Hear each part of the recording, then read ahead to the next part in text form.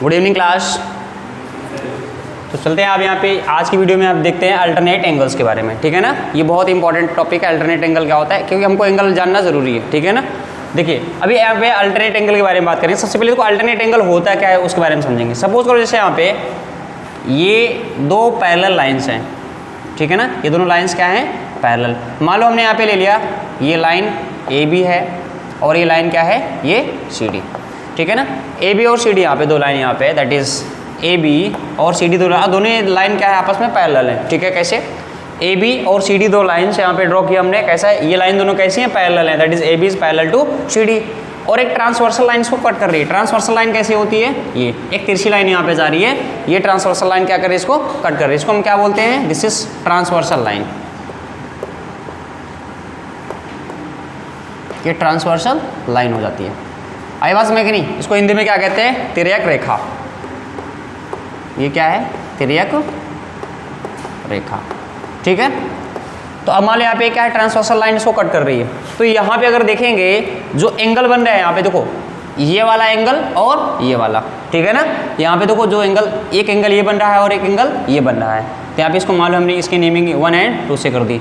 तो एंगल 1 और एंगल 2 आपको जो दिखाई दे रहा है यहाँ पे, that is angle 1 and angle 2। ये आपस में दोनों एंगल क्या होंगे, इक्वल होंगे। क्या होंगे, इक्वल होंगे। और यही दोनों एंगल क्या कहलाते हैं, दैट इज अल्टरनेट एंगल। क्या कहलाएंगे, अल्टरनेट एंगल। आई बात में कि नहीं। अच्छा, कुछ ज़्यादा पढ़े लिखे लोग इसको यहाँ पे अल्टरनेट इंटीरियर एंगल भी कहते हैं, है ना। तो यहाँ पे अल्टरनेट इंटीरियर एंगल भी कह सकते हैं, that is alternate interior angle. इतनी बात समझ में आई कि अल्टरनेट एंगल क्या होगा, समझ में आया। देखो जैसे यहाँ पे अगर हमको मान लो इस टाइप का कहीं पे अगर शेप दिखे, जैसे ये क्या है, जेड टाइप में ना, जेड मॉडल में यहाँ पे। तो यहाँ पे देखेंगे ये इसमें ये दोनों पैरेलल होंगे, ये ट्रांसवर्सल कट कर रहा है इसको। इसका मतलब यहाँ पे ये दोनों एंगल यहाँ पे जो होंगे क्या हो जाएंगे, अल्टरनेट यहाँ पे एंगल हो जाएंगे। क्या हो जाएंगे, अल्टरनेट इंटीरियर एंगल या फिर अल्टरनेट एंगल, है ना। हिंदी में क्या बोलते हैं इसको, एकांतर कोण। क्या बोलते हैं, ये एकांतर कोण हो जाएगा। कितनी बात समझ में आएगी नहीं, एकांतर कोण हो गया। अब देखो अगर हम मान लो हमने यहाँ पे एन के मतलब इस तरह का लिख दिया, तब भी अगर देखेंगे यहाँ पे देखो ये दोनों लाइन पैरेलल हैं कि नहीं, ये लाइन पैरेलल है। ये यहाँ पे क्या है, ट्रांसवर्सल को कट कर रहा है। इसका मतलब यहाँ पे क्या हो जाएगा, ये एंगल और ये एंगल आपस में क्या हो जाएंगे, बराबर हो जाएंगे। और ये दोनों एंगल क्या कहलाएंगे, अल्टरनेट एंगल है कि नहीं यहाँ पे। तो ये हमारा क्या है, ये अल्टरनेट इंटीरियर एंगल हो जाएगा। क्या इतनी बात समझ में आएगी नहीं यहाँ पे। तो ये अल्टरनेट एंगल समझ में आएगा नहीं, ठीक है ना। तो हमने यहाँ पे देख लिया अल्टरनेट एंगल। अब अगर देखेंगे इसी में, अगर यहाँ पे देखें दूसरी चीज अगर देखेंगे तो करस्पॉन्डिंग एंगल होता है। क्या होता है, करस्पॉन्डिंग एंगल।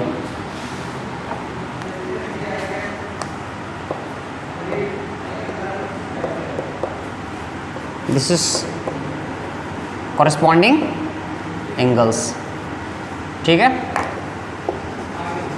हिंदी में क्या बोलते हैं इसको, संगत कोण। क्या बोलते हैं, संगत। संगत जानते हो ना, जैसे घर वाले क्या कहते हैं, गलत संगत में मत पड़ना, है ना। ये क्या आ जाएगा, संगत कोण, ठीक है ना।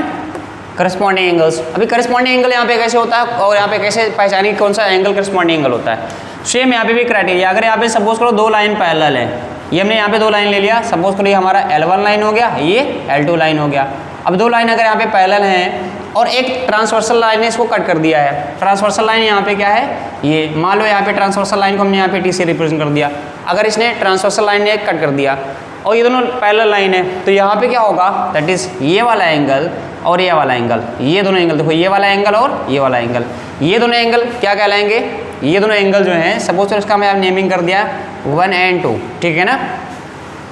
ये दोनों एंगल क्या कहलाएंगे, करस्पॉन्डिंग एंगल कहलाते हैं। क्या कहलाते हैं, करस्पॉन्डिंग एंगल। क्या ये बात समझ में आएगी नहीं यहाँ पे। इसका मतलब क्या, एंगल 1 जो है किसके बराबर हो जाएगा, एंगल 2 के। और ये दोनों क्या कहलाएंगे, कॉरेस्पॉन्डिंग एंगल्स, है ना। ये क्या कहलाएंगे, करस्पॉन्डिंग एंगल्स कहलाएंगे। इतनी बात समझ में आएगी नहीं यहाँ पे। अच्छा चीज़ और देखो, क्या यहाँ पे बताओ, ये एंगल जैसे हमने मान लो इसको 3 बोल दिया, इसको 4 बोल दिया, क्या ये दोनों एंगल करस्पॉन्डिंग होंगे।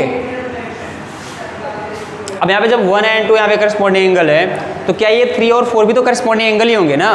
तो अगर यहाँ पे देखेंगे एंगल 3 और एंगल 4 आपस में क्या होंगे, बराबर होंगे। और ये भी क्या हो जाएंगे, कॉरेस्पॉन्डिंग एंगल हो जाएंगे। क्या इतनी बात समझ में आएगी नहीं यहाँ पे। ठीक है ना। अभी बताइए अगर ये दोनों करस्पॉन्डिंग एंगल हैं तो क्या, अब मान लो यहाँ पे हमने नेमिंग कर दिया दैट इज 5 and 6, क्या ये दोनों करस्पॉन्डिंग एंगल होंगे कि नहीं होंगे? होने चाहिए कि नहीं? उल्टा कर दो इसको, है ना। अब अगर देखेंगे ट्रांसवर्सल लाइन कट, यहाँ पे देखो दो लाइन पैरेलल हैं, ट्रांसवर्सल कट करी थी, यहाँ पे 5 और 6 वाला भी क्या हो जाएगा? Corresponding angle. तो इसका मतलब यहाँ पे क्या, एंगल 5 और एंगल 6 भी क्या हो जाएगा? करस्पॉन्डिंग एंगल हो जाएगा। क्या ये बात समझ में है कि नहीं? तो हमें यहाँ पे एक चीज़ देखा, करस्पॉन्डिंग एंगल आपस में क्या होते हैं? इक्वल होते हैं, ठीक है ना। करस्पॉन्डिंग एंगल पहचानना आ गया, करस्पॉन्डिंग एंगल जो होते हैं वो आपस में इक्वल होते हैं। अब देखो इसमें सबसे लास्ट में अगर हम इसको देख लें, ये वाला एंगल और ये वाला एंगल, क्या ये दोनों एंगल आपस में इक्वल होंगे? क्या ये दोनों एंगल करस्पॉन्डिंग एंगल है कि नहीं है? ठीक है ना। इसका तो यहाँ पे 7 और 8 कर दिया, तो यहाँ पे क्या अगर देखेंगे एंगल 7 और एंगल 8 भी आपस में क्या हो जाएंगे? करस्पॉन्डिंग एंगल हो जाएंगे। तो करस्पॉन्डिंग एंगल के अगर देखेंगे यहाँ पे 4 पेयर बने कि नहीं, ठीक है ना। करस्पॉन्डिंग एंगल समझ में आया। एक और तीसरा होता है इंपॉर्टेंट, उसको हम यहाँ पे क्या बोलते हैं? तीसरा एंगल यहाँ पे जो आएगा इसका नाम है वर्टिकली अपोजिट एंगल। क्या? वर्टिकली अपोजिट एंगल्स, ठीक है ना। ये क्या हो जाएगा? Vertically opposite angle. Vertically opposite angle क्या होता है? हिंदी में क्या कहते हैं इसको? हिंदी में बहुत खतरनाक नाम है इसका,